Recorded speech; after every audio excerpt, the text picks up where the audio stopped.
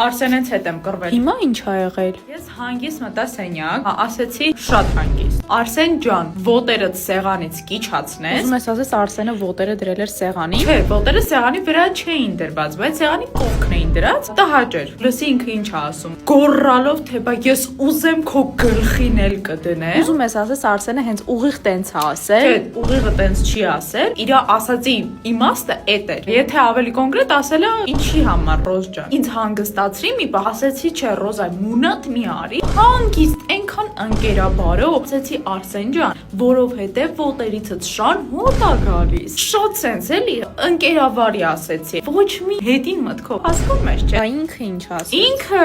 հելելա այդքան մարդու մոտ ինձ ասում է Ռոզա քեզ նորմալ պահի գոռալով այդքան մարդու մոտ այդպես բան կասեն Բա դու ինչ էր այդքան մարդու մոտ իր ոտի հոտից խոսում։ Լսի կապ չունի գիտես իրան ինչքան եմ սիրում այտենց ա խոսում իրոքից այդեղ չդիմացա հելա ու ասեցի տո դու ով եղար որ քո շնահոտ ոտերով գազ ու մեր փարթին հարամանես կռվեցի հետը ու լավ եմ արել ինքը չէր մեղավոր մի օր չի լինի հավաքվենք նորմալ նշենք մի բան